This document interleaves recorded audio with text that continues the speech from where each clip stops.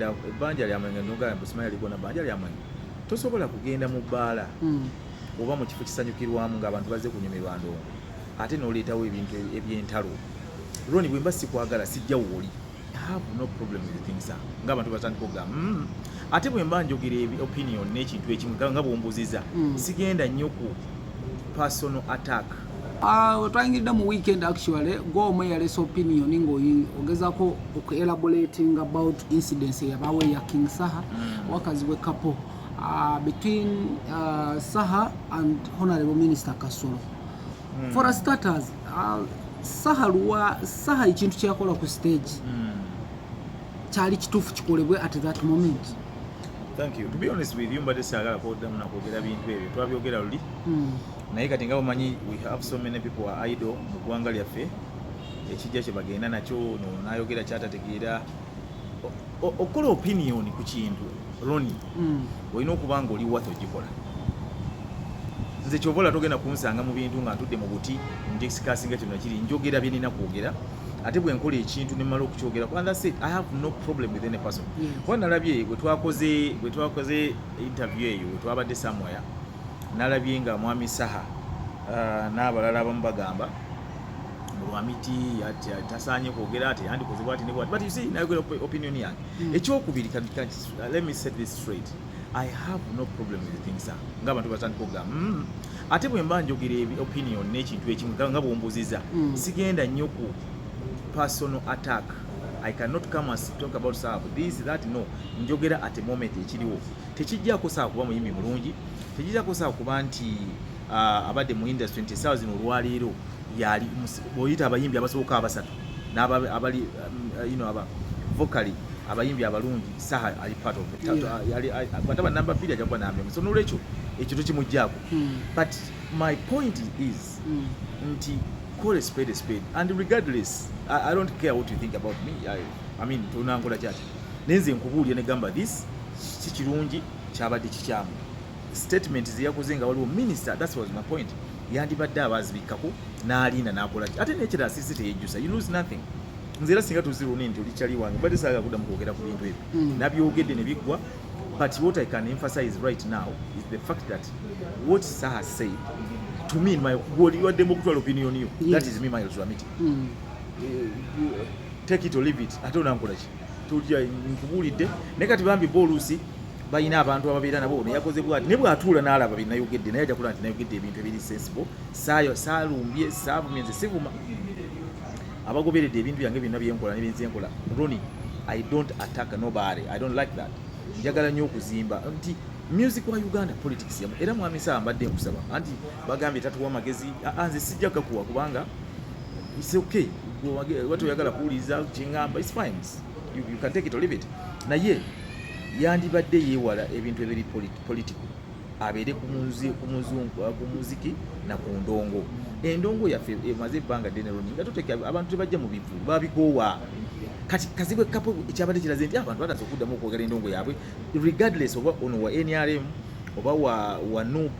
oba wa CMP whatever party it is naye ng'oli azze kunyumirwa ndongo era nga tebiriwo kati bwe tunaabiza abantu tebajja kujja mu ndongo nzi yabadde point yange naye nga sigamba mbuno ono olumbya kyenayogedde kyekyo era simbyenyamu era sikirumamu kyazze ne kibolebwa ne kyogerwa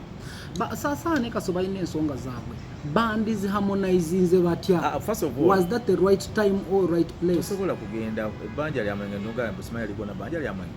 tosobola kugenda mu bbaala oba mu kifo kisanyukirwamu ng'abantu bazze kunyumirwa ndongo ate n'oleetawo ebintu ebyentalo Ronnie bwe mba sikwagala sijja wooli I find other platforms okujja ne bwe mba mpulira nti there's something that makes me unhappy nja kujja njogerere oba ngende platform zange ngambe so and so this is not good netugenda ate kwa abantu oba malake eddembe nga bwe nkugambye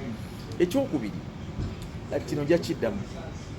tuyige okuwa ebitiibwa we birina okubeera Ronnie omuntu nga Eros wa chairman omuntu nga security asikaali ku ludyolo omuntu nga bukijjadde ate kigenda ku kya minister ate ekyo kiba kirala minister is a minister tutulina there's no two way to talk about it bwenzijanga nnyakoge minister zawaawo yes olina sentiments I am not saying I am happy what happened to Saha no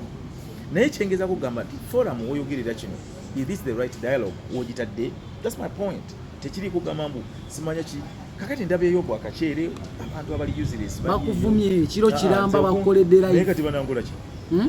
navako kirona bagamba you are supporting Kasoro because kati ne namba ya Kasoro simanyi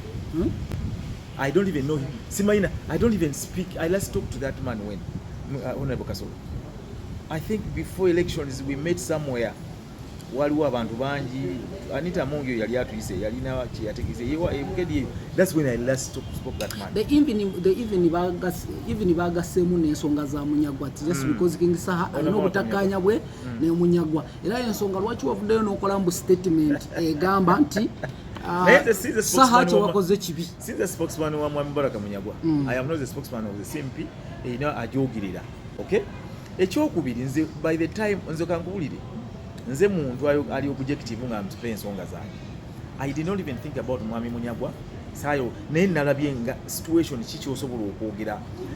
esobola okuba ekituufu ekiri omanyi gwembeera naye kushozo ekyokubiri Mwami Mubaraka Munyagwa oba alina issues ne sa that is the byabwe nze sirona ntalo nenze nwana lwange nti bwoba owulira nti you can come nentuula wali n'otutuuza wano jangu tuzizoninga ensonga bwoba oyita omusajja asipa that in fact mbadde nsa osobola okufuna Mwami Saha bw'aba asobola mulete ku show Friday ku show tutule wa tugasimbaga toto omanya ngo omuntu ate nze niwuza ne Saha oyo omusajja oyo mu respect ne because mutabani wange is my boy era sina mu buzibu naye yandibadde ankubira esimu nanga blood ABCD bw'aba teyemulugunyiza kyemmanyi waliwo abatalina byakola abawuji b'obunyama simabisi ajje bukawunye mu Friday atuule wali debating ensonga nga tuyimba yes I'm going to try that nga tuyimba ku stage tukozesa gestures at the same time n'ebigambo moment ki yasinze okunyiza n'ogamba eyo ebadde tesaana for me it's not about kunyiza point yange yabadde bwete era nja kiddamu olaba nze mpagira omupiira ate naawe oli mwamupiira naye wabeerewo omupiira gwa Arsenal ne Man City njagula ku ttiimu ez'amaanyi sijja kwogera ku ez'amaanyi situula mu bazannyi ba Man City kwasinye empagira ate bwe mbeera wa Man City sisa kutuula mu bazannyi ba Arsenal kwasi okola ki ntuula side that bw'okola ensobi n'otuula mu opposition team opposing team eri kitegeeza naawe oleeta lutalo tajja kumala buto so n'olwekyo I don't want Ugandans and some people to begin arguing things they don't know about